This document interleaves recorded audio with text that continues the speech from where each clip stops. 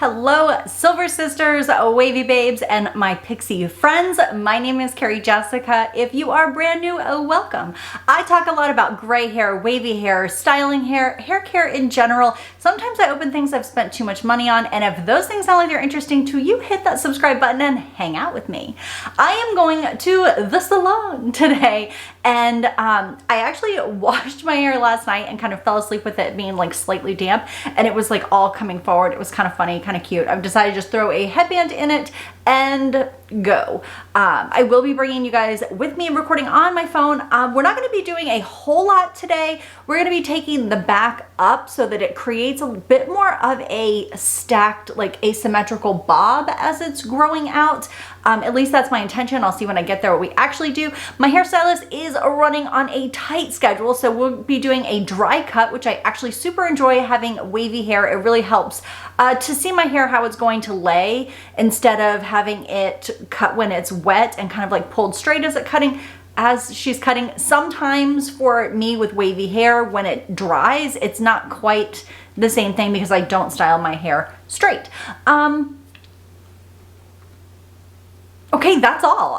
We're gonna go to the salon. Hello, it is me from the future. I'm leaving this picture in that I shared on Instagram where I have my glasses on, the headband on, and the mask on because it does kind of come into play as to why this video took so long for me to get out, and I am so sorry about that. But first, I guess let's talk hair.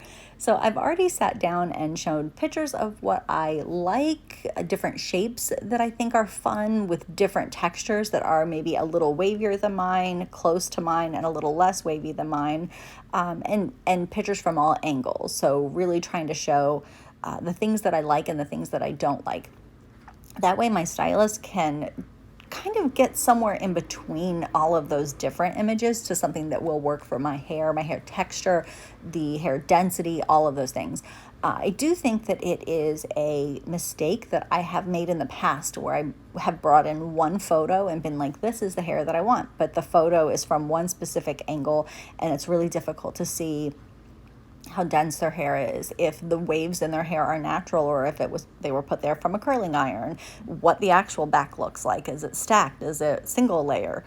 So I've really gotten out of the habit of being like a single photo person and kind of giving a couple different options, which is great, especially when you're growing out a pixie, because you're going to find a lot of in-betweenness, which is really frustrating for some people. But I think that if you can have a positive look on what that in-between means, I think that you will thrive in your grow out.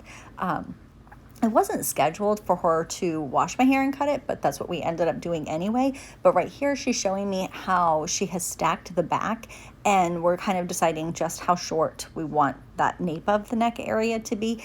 That particularly for me is an area that kind of bothers me. I like for it to be very short until it is grown out enough to where it's kind of all growing out together. I feel very like the Brady Bunch mom when that area is a little bit more grown, because I do have wavy hair and it starts to kind of wave up. And I don't know, it just does like a natural flip thing that reminds me of the Brady Bunch mom. Carol Brady, I think was her name. So we're kind of discussing the things that might be cute and other people might absolutely love and shoot for when they're growing out their hair, but that bother me. And it has less to do with like the actual hair and more to do with just my my preferences.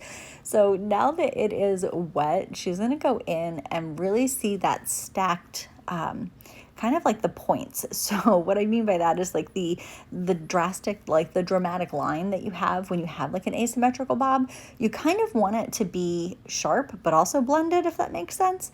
So right now I'm in that in-between stage where the longest parts of my hair for this particular style should be at the very, very front. Whereas for me, it's more like from the mid to the front. So like from my ear forward instead of being just the pieces in the very front. So she's kind of going over to let me know so that I can understand my expectations. And honestly, it's not that big of a deal at all whatsoever. But if that was something that I was very kind of emotionally tied to while I was sitting in the chair, and then at the end of the cut, it wasn't what I had thought of, that can lead to disappointment, frustration, and a lot of negative feelings about hair. So I feel like if you can sit down with your stylist, go over what you like, what you don't like, and they're willing to communicate with you along the way as to what is actually happening on your head of hair while you're getting it cut.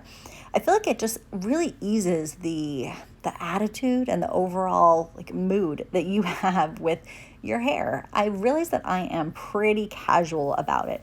I truly feel like whatever my hair wants to give me is what I'm going to work with, and I don't really put a lot of self value on the expectation of my hair, because let's face it, hair can look different every single day. If you are embracing wavy or curly hair, you really just have to be able to go with the flow, because you could do the same exact thing 2 days in a row and it could look two different ways. So I feel like if you can let go of those types of things and you can embrace your hair for whatever it gives you, then you are definitely going to be someone who can grow out a pixie without it being a stressful situation.